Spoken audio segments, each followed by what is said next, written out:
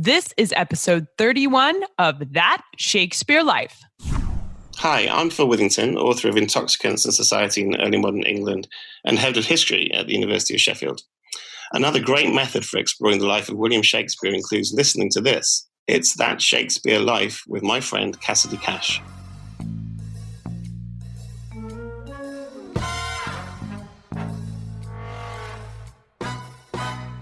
By Shakespeare's time, so in 1570s, 1580s, they were breeding so many turkeys in England, they were actually driving them up from Norwich, a bit further north of London, and into London. And they actually had to make like little shoes for every single one of the turkeys because they were ruining the roads. There were that many turkeys. Welcome to That Shakespeare Life with Cassidy Cash. Cassidy believes that if you desire to successfully learn or perform Shakespeare's plays, then understanding the real life and history of William Shakespeare himself is a must. That Shakespeare Life is the podcast that helps you go beyond the curtain of some of Shakespeare's most iconic works and explore the world of early modern England as Shakespeare would have lived it, learning from the writers, historians, and performers who know it best. And now, here's Cassidy. One of the most iconic holiday images in the Western world is that of a grand family table set for a crowd, packed with goodies, and right at the center is a stuffed turkey glistening and ready for dinner. What you might not expect from this image, however, is that the turkey's arrival on the holiday table has a long history in transatlantic exploration and international trade with Native Americans, which dates to the late 16th century. And that makes William Shakespeare one of the first Englishmen to eat turkey at Christmas dinner. For William Shakespeare, a turkey at Christmas dinner became a widely popular occurrence in England by the 1570s when young William was around 6 years old. The bard mentions turkeys in his plays only 4 times and references another term for turkeys, the guinea hen, only once. Now, despite the sparse textual references in Shakespeare's works, turkeys play an interesting role in the life of William Shakespeare, and here to share with us some of the bird's fascinating history is a guest who knows firsthand what it's like to study England's first turkeys because she was the one who discovered them. Malene Lauritsen is a PhD researcher at the University of Exeter working in zooarcheology. Now, back in 1983, the University of Exeter uncovered a bunch of artifacts that included some bones, and these bones were left buried in a box unexplored until Malene, under the direction of Alan Outram, decided to look deeper. Malene is here this week to be our guide to exploring the historic find and to share with us exactly what she uncovered and what those discoveries can tell us about the history of William Shakespeare. Malene, welcome to the show. Hi, Cassidy. Thank you very much. I'm happy to be here. The turkey bones we're discussing today were not originally found by you, and I want to ask you to briefly explain when and where these bones were originally found. So, as part of a thing done back in the 70s and 80s in England, a lot of the city centres had these like new shopping centres built, and there was a lot of big not like probably your equivalent of malls and just things built. And as a new law, it actually protected the ground underneath them too. So if you built something anywhere in England, you had to look at the ground underneath. And in Exeter, there's lots and lots of stuff underneath the ground. But unfortunately, because we dig up so much stuff, there's not time to look at everything. So the stuff that I've been analysing and looking at has actually been housed in a museum for how many years? It's in the 70s. It's quite a while. So they've just been sat around, like sort of hidden in their little boxes, just waiting to be explored. So yeah, it's quite exciting getting to look at stuff that's there, but we don't really know what's in those boxes. Well, one article in the Telegraph stated that you found, quote, 2 thighs and a wing. And that sounded not only like not very much evidence to go on, but it also seems so small as to have been very easy to have missed. How was it that you were able to find them? And why was the University of Exeter digging up turkey bones in the first place? So it's quite a funny story because we weren't looking for turkeys at all and didn't really expect to find any. So 2 thighs and a wing is actually only 3 bones. So it's very little, but I was looking through every single box and every single piece of bone. So I've gone through nearly 36,000 pieces of bone. So only 3 of them were turkeys. So yes, they could have been missed, but just being diligent and looking at everything, eventually you find these things, and you have to identify them by what they look like. And turkeys actually look like giant chickens.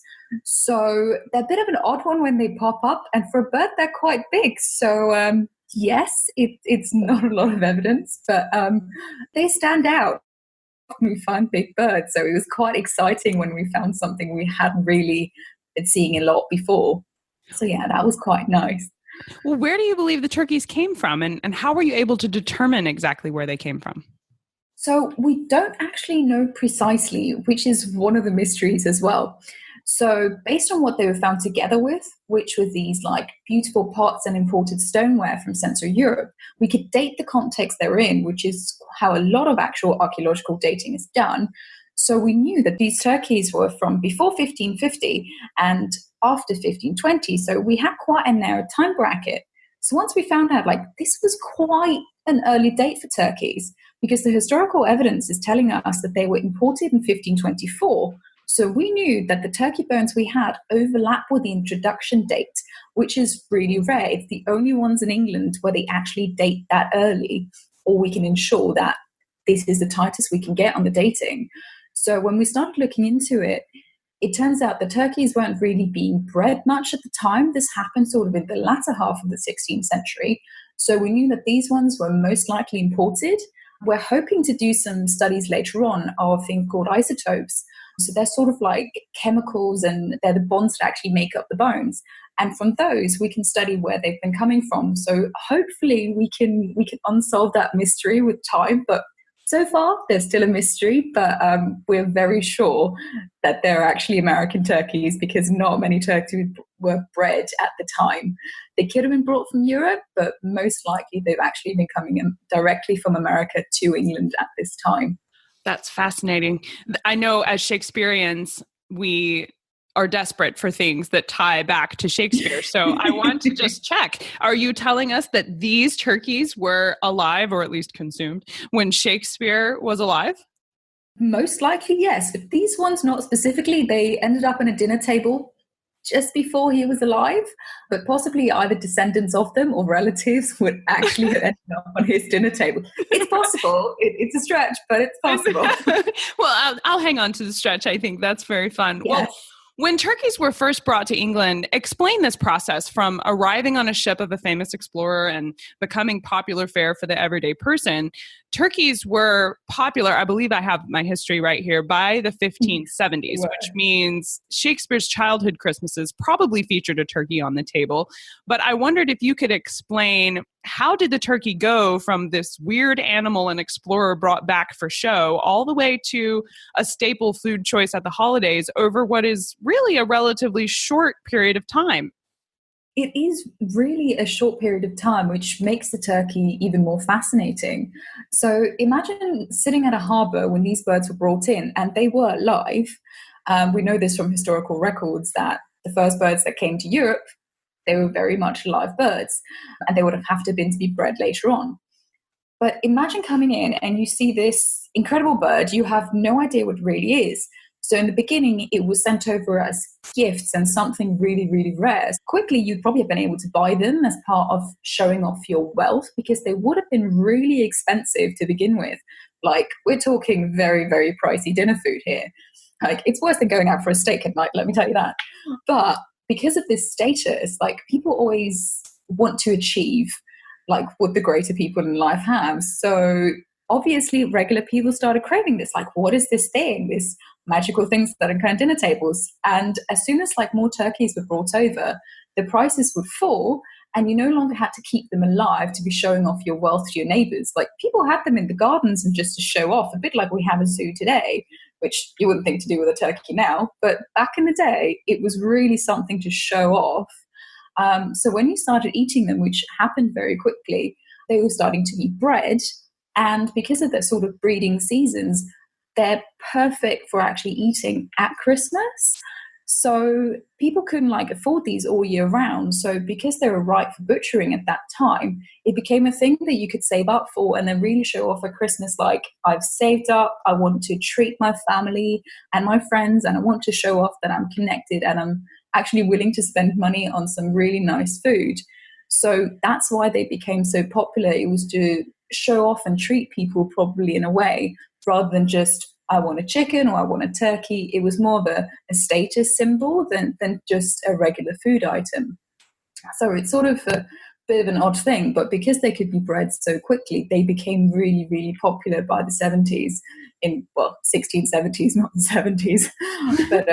But yeah, so it's... That's okay. We live in the 17th century around here, so we followed. But yeah, no, so it's fascinating. We don't quite know why they became so popular, but it's because it was connected with the wealth and high power that people strive to be part of that. So a turkey is much more than just a bird and something to stick on a dinner table, at least at this time. Well, Shakespeare uses the phrase guinea hen in Othello. Now, he means it as an insult in that particular play, but the term was applied in Shakespeare's lifetime not just as a slur, but as the actual term for peacocks, which I believe are somewhat related to turkeys. And the guinea hen in America became known as turkey birds, at least in part to distinguish them from peacocks. And that plays into a longer discussion on linguistics. But my question for you is, were the turkey competing with peacocks in terms of popularity for this Christmas food? Why was it that the English embraced the idea of raising and eating turkeys, but we don't hear as much about them raising and eating peacocks? Although I think they did eat them, it just wasn't as popular. They did. I think it was because peacocks had been part of English society for longer. So it's a bit like the same, those fidget spinners that came up like a few years ago, like things increase in popularity. If it's new, it's exciting. Like the Americas was a really big thing at that time. It was this unexplored world. So probably any connection to it would very quickly increase in popularity. And the turkeys were part of that. And turkeys are easier to breed as well than peacocks. Like you can breed offspring a lot quicker. And actually, by Shakespeare's time, so in 1570s, 1580s, they were breeding so many turkeys in England, they were actually driving them up from Norwich, a bit further north of London, and into London. And they actually had to make like little shoes for every single one of the turkeys because they were ruining the roads. There were that many turkeys. So you couldn't do that with a peacock. They're not easy to herd, let me tell you that. So yes, it's the thing. So it's part of the biological nature of the bird, but also the fact that it was something very new and exciting that people could display on their dinner tables. Well, when you found these turkey bones originally, were there other pieces of evidence there with them that led you to believe you were looking at the first turkeys brought over to England? I had no clue. I didn't even know what they were at first. So it took us a while to figure out that they were actually turkeys. Our biggest clue that it was something more unique than we originally thought is because of that context, because of the imported stoneware. We knew we had there was china from actual China, there was Italian glassware and stuff like this as well. This is not stuff normal people had. So we knew the ones that ate this bird were very wealthy people and probably very well connected, which is quite rare in Exeter. It's an urban city, so most people will not be very high status and with a lot of power. So once you start finding something unusual in this context, which also had things like veal, calf, which is very rare. I've only found one that young, and that was along with the turkey. So we realized that this context was probably from an actual feast where it was a proper display of wealth, like beyond anything we can imagine. So it gave us hints that it was special. We didn't know it was turkey at the time, but we knew something was going on that was not just regular. So that piqued our interest, and I'm glad we explored it eventually. Well, one of my favorite legendary anecdotes about the image of Henry VIII is of him lustily biting into a leg of turkey and holding the leg bone in one hand. And as a leg was one of the turkey bones that you found at your site, I have to ask if you found any teeth marks in the bone. Is it plausible to think that Elizabethans would have consumed turkey in the way depicted by this anecdote, or is this a completely made-up fable? See, I actually really like that anecdote. And based on some people I spoke to a few months ago, we actually believe Henry VIII really liked his turkeys. So there may be some truth to the story. Oh, wow. Yeah, I know that he definitely ate turkeys. And some of the castles, they had a lot of turkeys, like a lot of turkeys. So it's possible. It is possible. But no, these ones didn't have any bite marks on them yet, probably because they're so early. We didn't expect them to have been eaten at all because they're more for display. But once we examined the bones quite well, it turns out they're covered in really, really fine cut marks across the surfaces of them. So we think that the meat has been taken off with knives at this time. But to be honest, it's quite likely that you would have later on. You're allowed to eat birds with your hands, so why wouldn't you? So why not? Well, if you're like me, you probably think finding the first turkeys ever to arrive in England is very, very cool. But I think the next logical question we have for you, Malene, is what do you do with them? Please help us understand why this is so significant in terms of our understanding of England and the 16th century to have located the bones of some of the original turkeys brought over from the Americas, and what the university plans to do with them now. So far, there is hope to do some genetic stuff. There's hope to do some actual dating of them, like proper carbon dating, to figure out making sure we've got the dating right. But the reason why they're so significant is they're so early, and people like to lie in historical records. Like, they always play it up a little bit, so you never quite know. Can't you trust it? So we didn't really know whether did they come as early as they did, didn't they? And if these are the actual, without these bones, we can't properly confirm that they were actually that early. So the fact that we found them and they're so old means that there may actually be some truth to these written records. And the fact that we have them, and if we can get any DNA information from them, we might be able to link them to either American birds, or we can link them to ones that are bred in England later on. So we can start tracing out the importance of turkeys in Europe and in England, over time. And it's very hard to do without the evidence of the bones. So while there are only 3 little bones, they actually become quite important in our understanding of how these birds have become part of English culture and American culture. So yeah, it's really exciting, sitting with them in your hands and oh, what do I do with these? But then you start realizing the implications. And yes, we don't know what to do with them quite yet. So far, we let people look at them, and I'm always excited when I see them because it's just, busy little tingle. It's like Christmas, isn't it? At least for an archaeologist.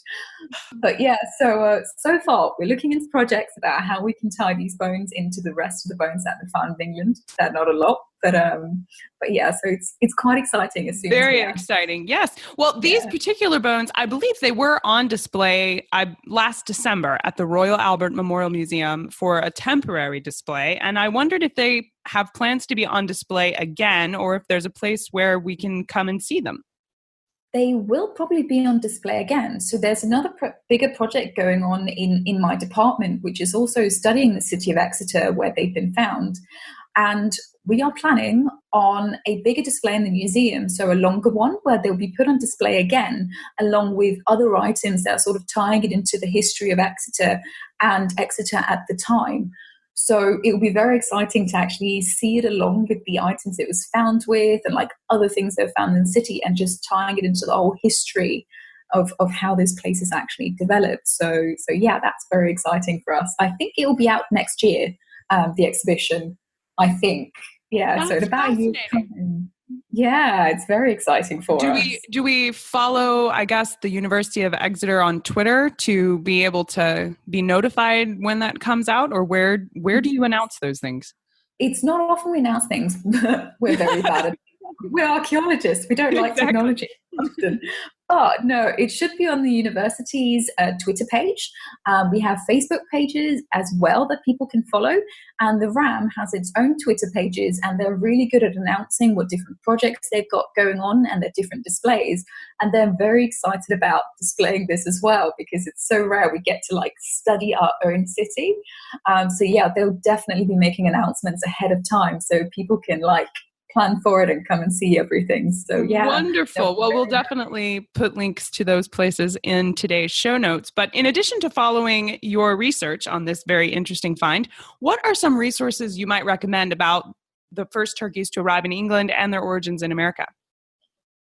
So there is one book which is fantastic. It's written by an American historian, and it's called The Turkey and American History. And he's done this beautiful workup of the American sources and some of the English sources about turkeys and how they've moved around and sort of all of their origins. So funnily enough, turns out that the Thanksgiving turkey is actually an English tradition. Believe it or not, they brought it to America. So things like that, like, yeah, little nuggets of gold he's put in there. He's done a beautiful job, and it's very exciting to read about.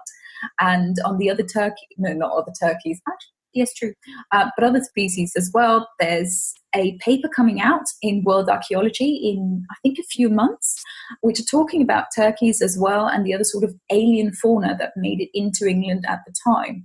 So that will be very interesting to read as well if people have an interest in animals and how they're being incorporated into modern traditions. So that's worth keeping an eye out for as well. So yeah, that's very nice. We will definitely check that one out. Now, we ask everyone this next question here at That Shakespeare Life, and that is, what is your absolute favorite book of all time? This would be the one or maybe two titles that you would take with you on a deserted island if you could only take one or two. And I learned from someone in Britain that apparently you're allowed to take the Bible and the complete works of Shakespeare. So this is one in addition to those. Oh, that is such a difficult question. Like, I love too many books to choose. And I'm thinking, that would help. Oh, no. Well, you can pick one, and we'll acknowledge that there are many more. Okay. Oh, which one do we go for? See, this is a tough question. You see why I love asking this one, right? I know. I'm a bit traditional with going with Pride and Prejudice, but it is a fantastic book. Otherwise, I just want to bring the author Janine Frost, and then she can tell me stories for the entire time. Does that count? Yes, I think it counts. Do you know you're the third guest we've had here at That Shakespeare Life in a row to list Jane Austen? Really? But yes. She's fabulous. She is. No, I completely agree. It's an excellent choice. So what's next for you? What are you working on now that you're excited about? So I'm finishing my PhD, so I'm writing some more stuff about turkeys as well. And hopefully I may returning to actually working with American material soon. So I used to work with ancestral Pueblo and stuff, and I'm very excited to maybe going back and actually studying that again. So yeah, fingers crossed that will line up. Well, Malene Lauritsen, thank you so much for being here with us today. I have enjoyed our conversation. So have I. Thank you for having me. To see the links to the University of Exeter's Twitter page and website where you can follow Malena's research and keep up with when these bones will be on display, I have placed the links in today's show notes. That can be found at cassidycash.com/episode 31, where you will also find a free gift from me to say Happy Thanksgiving from all of us here at That Shakespeare Life. That's cassidycash.com/EP31. Would you like to meet me in England? In September 2019, I'm taking a group over with British History Tours to walk through the life of William Shakespeare. We'll be spending a couple of days in Stratford-upon-Avon, and then we'll travel over to London to see the Globe, where we'll have a private behind-the-scenes tour there, and we're hoping to get to see a play. And I want you to go with us. It would be amazing to get to meet you at all, but certainly to get to meet you in William Shakespeare's hometown would be amazing. Please consider traveling with us and get your early bird tickets while they last. There's still a few of them left, but we are only giving early bird tickets to the first 8 people who sign up. But you can still grab some of those and get all of the details about the trip at cassidycash.com/travel Shakespeare. That's it for this week here at That Shakespeare Life. Until next time, I'm Cassidy Cash, that Shakespeare girl, and I hope your week is a Shakespeare-filled week. Thank you for listening to That Shakespeare Life. As always, the best conversations happen after the episode over at CassidyCash.com. Become a part of a vibrant Shakespeare conversation by adding your voice over at the website. Until next time, remember, when you want to know William Shakespeare, you have to go behind the curtain and into That Shakespeare Life.